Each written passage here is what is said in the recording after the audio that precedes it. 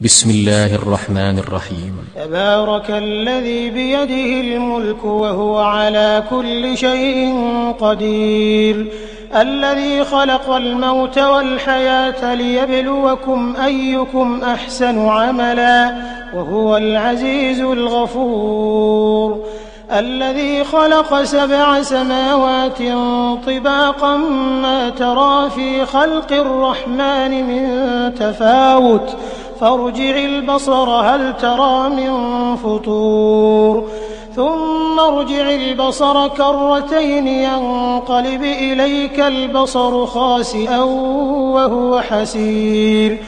ولقد زينا السماء الدنيا بمصابيح وجعلناها رجوما للشياطين وأعتدنا لهم عذاب السعير، وللذين كفروا بربهم عذاب جهنم وبئس المصير، إذا ألقوا فيها سمعوا لها شهيقا وهي تفور تكاد تميز من الغيظ، كلما ألقي فيها فوج سألهم خزنتها ألم يأتكم نذير، قالوا بلى قد جاءنا نذير فكذبنا وقلنا ما نزل الله من شيء إن أنتم إلا في ضلال كبير، وقالوا لو كنا نسمع أو نعقل ما كنا في أصحاب السعير، فاعترفوا بذنبهم فسحقا لأصحاب السعير، إن الذين يخشون ربهم بالغيب لهم مغفرة وأجر كبير، وأسروا قولكم أو اجهروا به إنه عليم بذات الصدور، ألا يعلم من خلق وهو اللطيف الخبير، هو الذي جعل لكم الأرض ذلولا فامشوا في مناكبها وكلوا من رزقه وإليه النشور، أأمنتم من في السماء أن يخسف بكم الأرض فإذا هي تمور،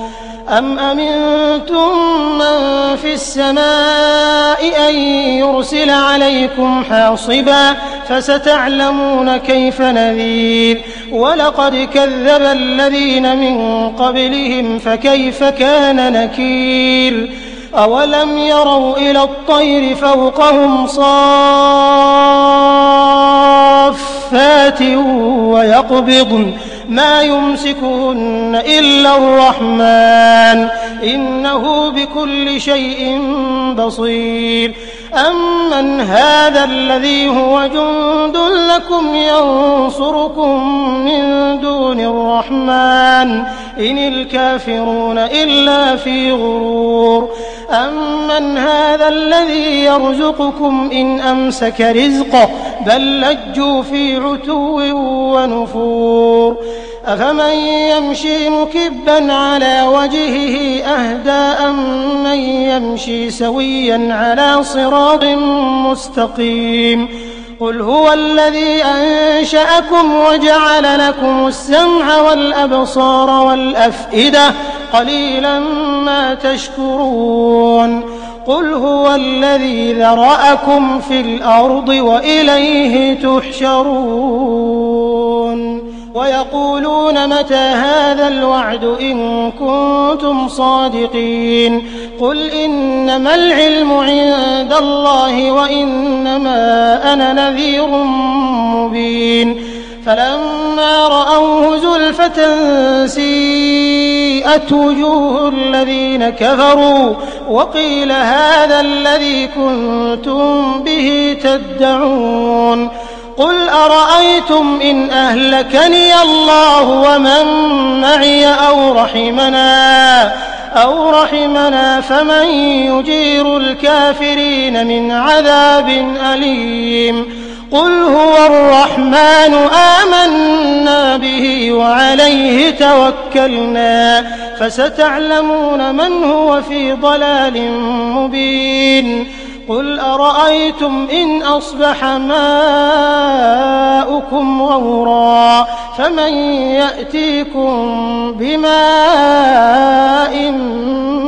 معين